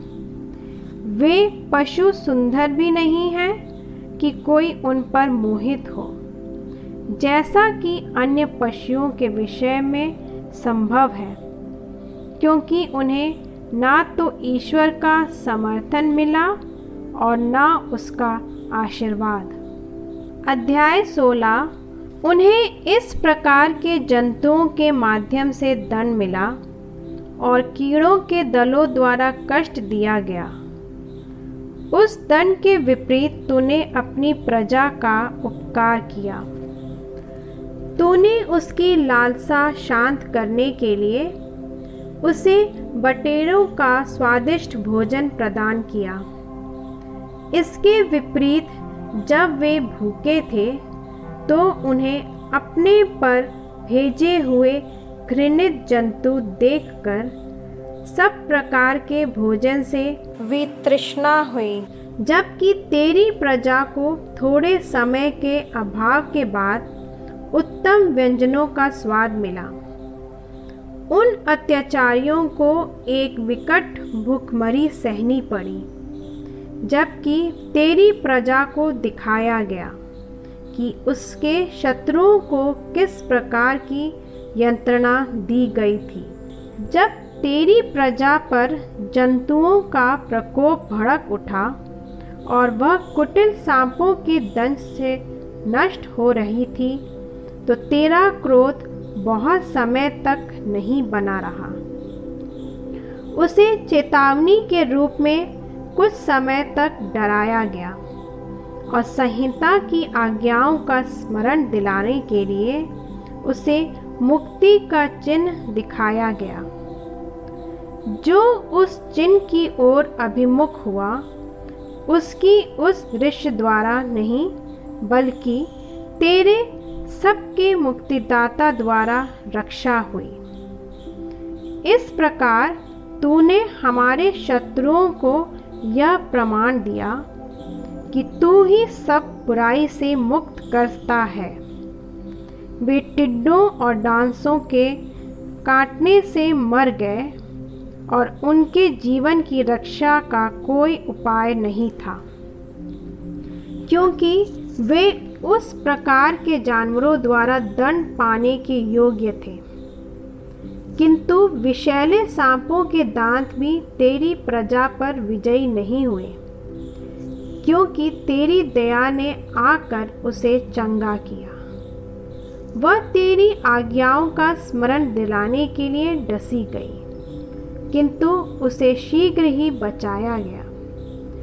कहीं ऐसा न हो कि वह उन आज्ञाओं को इस प्रकार भुला दे कि वह तेरे उपकारों के प्रति उदासीन बन जाए, क्योंकि उसे किसी जड़ी बूटी या लेप से स्वास्थ्य लाभ नहीं हुआ, बल्कि प्रभु तेरे शब्द ने उसे चंगा किया था। जीवन और मृत्यु पर तेरा ही अधिकार है। तू अधोलोक के फाटकों तक पहुंचाता और फिर ऊपर उठाता है। मनुष्य अपनी दुष्टता के कारण वध कर सकता है, किंतु वह ना तो छूटे हुए प्राणों को वापस लाने में समर्थ है और न बंद आत्मा का उद्धार करने में। कोई तेरे हाथ से भागकर निकल नहीं सकता। जो अधर्मी तुझे स्वीकार करना नहीं चाहते थे, वे तेरे बाहुबल द्वारा मारे गए। वे असाधारण वर्षा, ओलों और भीषण आंधी से सताए और बिजली की आग से नष्ट किए गए। सबसे आश्चर्यजनक बात यह थी कि पानी में जो सब कुछ बुझाता है, आग बल पकड़ रही थी, क्योंकि सृष्टि धर्मियों की ओर से युद्ध करती है। ज्वाला कभी कभी शांत हो जाती थी, जिससे दुष्टों के विनाश के लिए भेजे जंतु नहीं मरे, और वे स्वयं यह देखकर समझे कि ईश्वर का न्याय उनका पीछा कर रहा है। कभी कभी पानी के बीच में ही ज्वाला धधक उठती थी और आग की स्वाभाविक शक्ति से भी अधिक तेज जलती थी, जिससे वह दुष्ट भूमि की फसल नष्ट कर दे। इसके विपरीत तूने अपनी प्रजा को स्वर्गदूतों का भोजन खिलाया। बिना परिश्रम किए उन्हें तेरी ओर से पकी पकाई रोटी मिली, जिसमें हर प्रकार की मिठास थी और जो सबको रुचिकर लगी। तेरा दिया हुआ पदार्थ तेरी प्रजा के प्रति तेरा वात्सल्य प्रकट करता था। फिर भी वह खाने वाले की इच्छा के अनुसार अपने को हरेक की रुचि के अनुकूल बनाता था। हिम और पाला आग में नहीं पिघलता था, जिससे लोग जान जाएं कि शत्रुओं की फसल तो ओले में जलती और वर्षा की चमकती बिजली में आग द्वारा नष्ट हो गई थी, किंतु दूसरी ओर वही आग अपनी शक्ति भूल जाती थी, जिससे धर्मियों को भोजन मिले।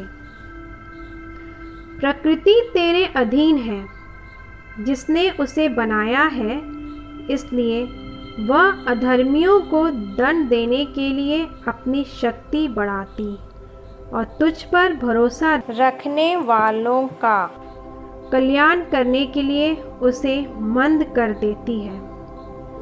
इस कारण वह अपने को बदलते हुए तेरे उस वरदान की सेवा करती है, जो अभाव में रहने वालों की इच्छा के अनुसार भोजन संबंधी उनकी सब आवश्यकताओं को पूरा करता था।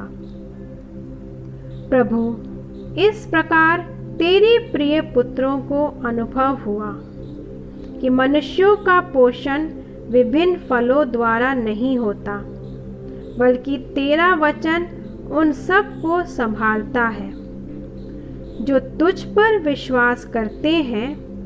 जो चीज आग द्वारा नष्ट नहीं होती थी, वह सूर्य की किरण के स्पर्श मात्र से पिघलती थी, जिससे लोग जान जाएं कि सूर्योदय से पहले तुझे धन्यवाद देना और प्रभात के समय तेरे सामने उपस्थित होना चाहिए। जो धन्यवाद नहीं देता, उसकी आशा शीतकालीन पाले की तरह नष्ट होती है और अप्रयोज्य जलधारा की तरह बह जाती है। अध्याय 17। तेरे निर्णय महान और अनिर्वचनीय है, इसलिए तेरी शिक्षा अस्वीकार करने वाले भटक गए।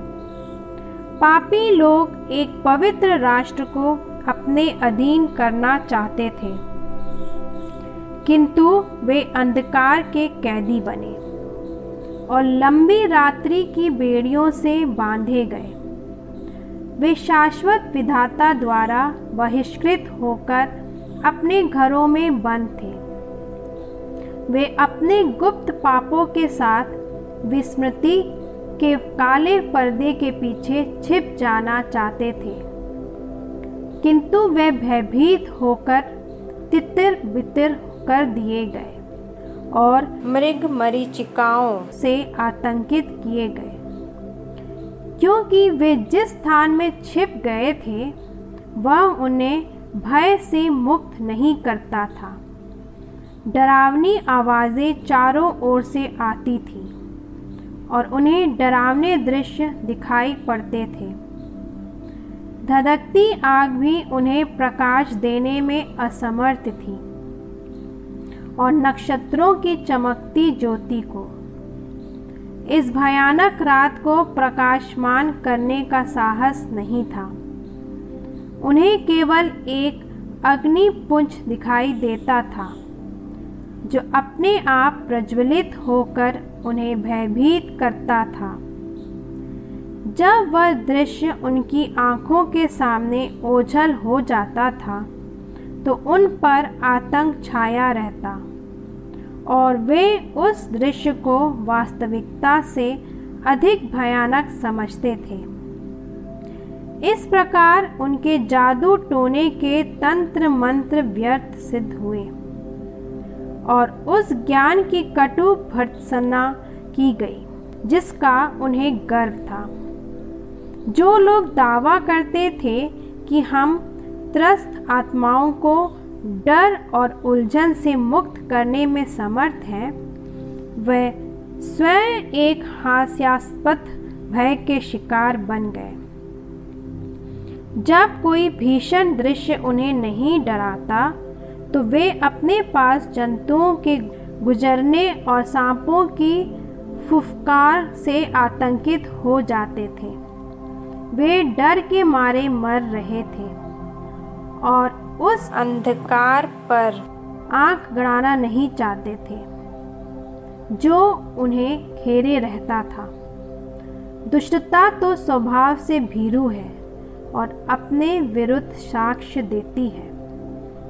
जब अंतःकरण उसे दोषी ठहराता है तो वह विपत्तियों को बढ़ाकर देती है, क्योंकि भय इसके सिवा और कुछ नहीं कि मनुष्य विवेक द्वारा प्रस्तुत उपायों का परित्याग करता है।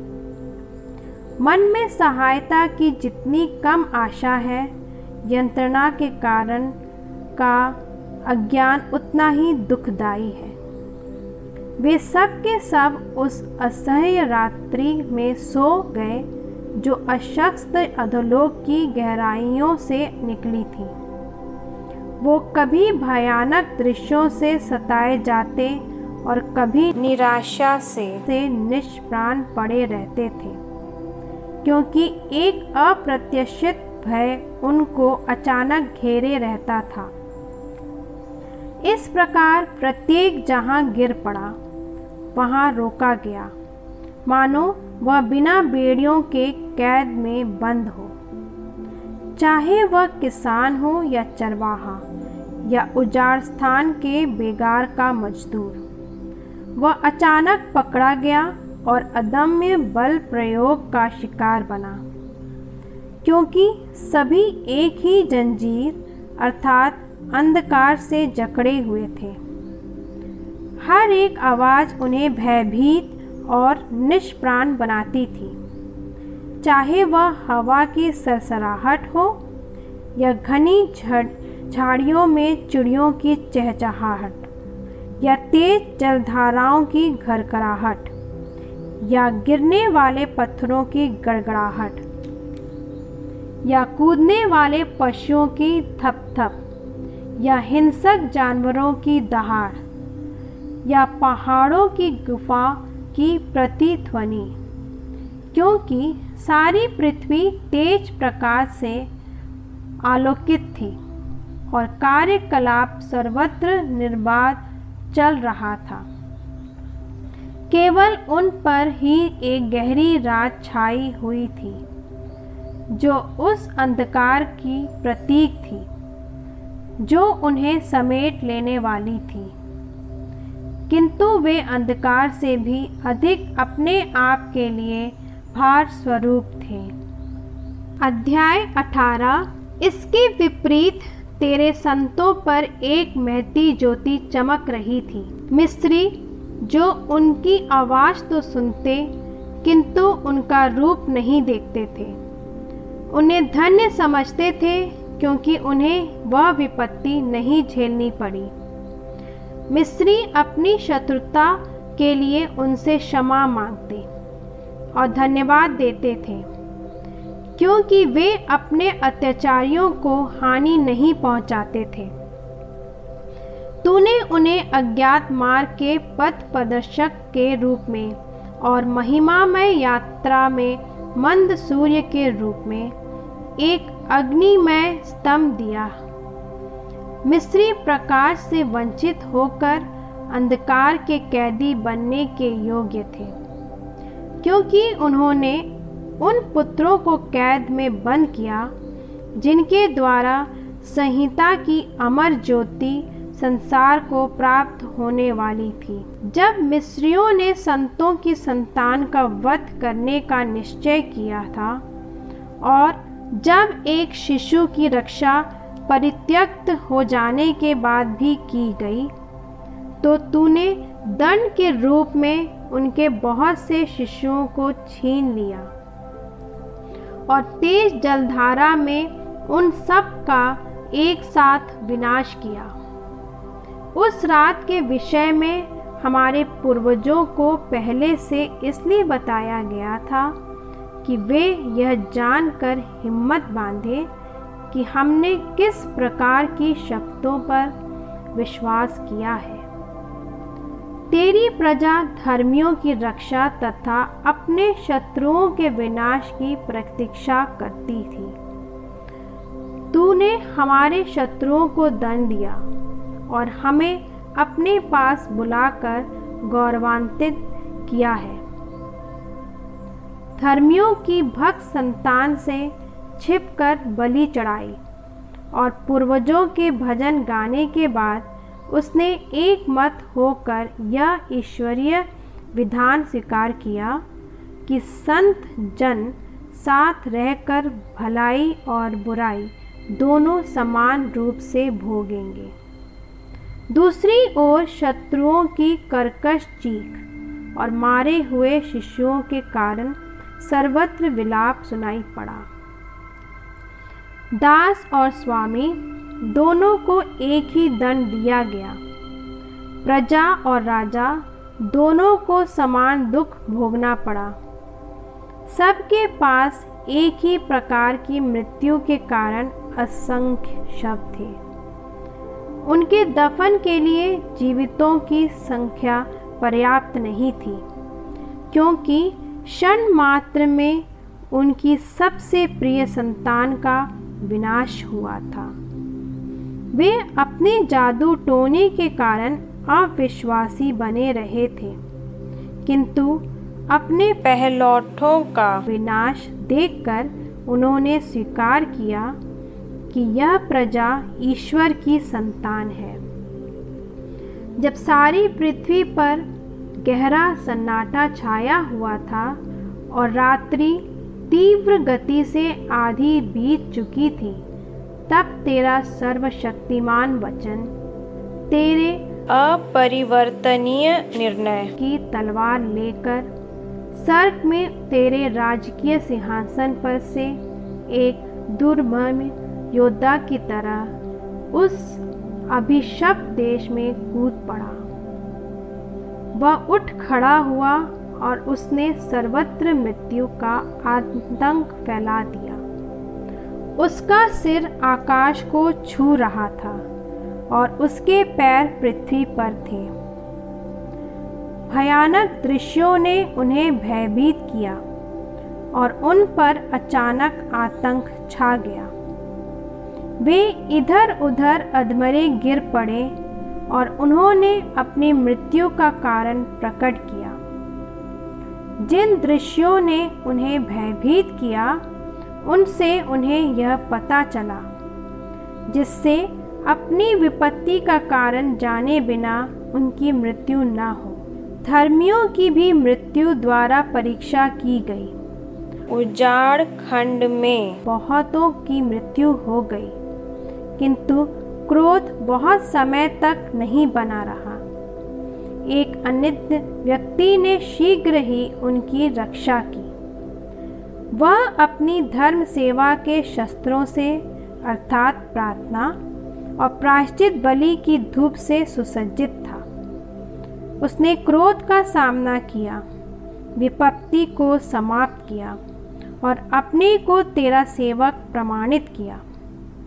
वह शारीरिक बल या शस्त्रों की सहायता से विपत्ति पर विजयी नहीं हुआ, बल्कि उसने अपने शब्द द्वारा दंड देने वाले को पराजित किया। उसने हमारे पूर्वजों को शपथ खाकर दी हुई प्रतिज्ञाओं और उनके लिए ठहराए हुए विधानों का स्मरण दिलाया। जब शवों के ढेर पड़े थे, तो उसने बीच में खड़ा होकर आक्रमण रोक दिया और जीवितों की ओर जाने वाले मार्ग अवरुद्ध किए, क्योंकि जो एफोद वह पहने था उस पर समस्त विश्व का प्रतीक था। मणियों की 4 पंक्तियों में पूर्वजों के महिमामय नाम अंकित थे और उसके सिर के किरीट पर तेरी महिमा विद्यमान थी। यह देखकर विनाशक डर कर हट गया। इस प्रकार क्रोध का प्रदर्शन पर्याप्त था। अध्याय 19। किंतु अधर्मियों पर निर्दय प्रकोप अंत तक छाया रहा, क्योंकि ईश्वर पहले से जानता था कि वे क्या करने वाले हैं। इज़राइलियों को निकल जाने की अनुमति देने और उन्हें जल्दी में विदा करने के बाद वे अपना मन बदलकर उनका पीछा करने वाले थे। जब वे शोक मना रहे थे और मृतकों की कब्रों के पास विलाप कर रहे थे, तो उन्होंने एक मूर्खतापूर्ण निश्चय किया। उन्होंने जिन लोगों से चले जाने के लिए निवेदन किया, वे उनके भगोड़ों की तरह पीछा करने लगे। एक विवशता उन्हें इसके लिए प्रेरित करती थी और बीती हुई घटनाओं का उन्हें विस्मरण करा देती थी, जिससे उनकी यंत्रणाओं में जिस दंड की कमी थी वह उन्हें पूरा पूरा दिया जाए। तेरी प्रजा एक आश्चर्यजनक यात्रा का साहस करने वाली थी, किंतु उन्हें एक अपूर्व मृत्यु मिलने वाली थी। समस्त सृष्टि का सभी तत्वों के साथ नवीकरण किया गया और वह तेरे आदेशों का पालन करती थी, जिससे तेरे पुत्र सुरक्षित रह सके। बादल उनके शिविर पर छाया करते थे। जहाँ पहले जलाशय था, वहाँ सूखी भूमि, लाल समुद्र के पार जाने वाला आबाद मार्ग और तूफानी लहरों में एक हरा मैदान दिखाई पड़ा। इस प्रकार सारी प्रजा ने तेरे अपूर्व कार्य देखने के बाद तेरे हाथ का संरक्षण पाकर लाल समुद्र पार किया। प्रभु, वे तेरी अपने मुक्तिदाता की स्तुति करते हुए घोड़ों की तरह विचरते और मेमनों की तरह उछलते कूदते थे। वे याद करते थे कि विदेश में उन पर क्या बीती थी। वे मच्छर अन्य प्राणियों से नहीं बल्कि पृथ्वी से उत्पन्न हुए थे। मेढकों के झुंड जलचरों से नहीं बल्कि नदी से उत्पन्न हुए थे। बाद में उन्होंने तक पक्षियों का नया प्रजनन देखा। जब वे लालसा से प्रेरित होकर स्वादिष्ट भोजन की मांग करते थे, क्योंकि उन्हें सांत्वना देने के लिए बटेरें समुद्र से निकली। पापी मिस्रियों को गरजती बिजलियों की चेतावनी के बाद दंड दिया गया। उन्हें अपनी दुष्टता का उचित दंड मिला, क्योंकि उन्होंने परदेशियों से क्रूर बैर किया था। अन्य लोगों ने अपरिचित अतिथियों का स्वागत नहीं किया, बल्कि मिस्रियों ने उन परदेशियों को दास बनाया जिन्होंने उनका उपकार किया था। उन लोगों को अवश्य विचार के दिन दंड मिलेगा, क्योंकि उन्होंने अपरिचित अतिथियों के साथ शत्रुतापूर्ण व्यवहार किया था। किंतु मिस्रियों ने इस्राएलियों का धूमधाम से स्वागत किया और उन्हें समान अधिकार देने के बाद ही उन्हें कठोर बिगाड़ से कष्ट दिया। जिस तरह अन्य लोग धर्मी के द्वार पर अंधे बनाए गए, उसी तरह मिस्री भी जब घोर अंधकार से घिरकर उनमें प्रत्येक को टटोलते टटोलते अपना द्वार ढूंढना पड़ा। घटनाओं पर विचार करने पर लगता है कि जिस प्रकार वीणा के स्वरों के परिवर्तन से लय बदलती है किंतु संगीत बना रहता है, इसी प्रकार प्रकृति के तत्वों में भी परिवर्तन हुआ, क्योंकि थलचर जलचर बन गए और तैरने वाले भूमि पर चलते थे। आग पानी में बल पकड़ती थी और पानी आग बुझाने का सामर्थ्य भूल जाता था। दूसरी ओर ज्वाला उन जंतुओं का विनाश नहीं करती थी जो उसमें आते जाते थे, और वह दिव्य भोजन नहीं गलाती थी जो पाले की तरह आसानी से गलता था। प्रभु, तूने अपनी प्रजा को सब तरह से महान और महिमामय बनाया। और तू हर क्षण और हर स्थान में उसकी सहायता करता रहा।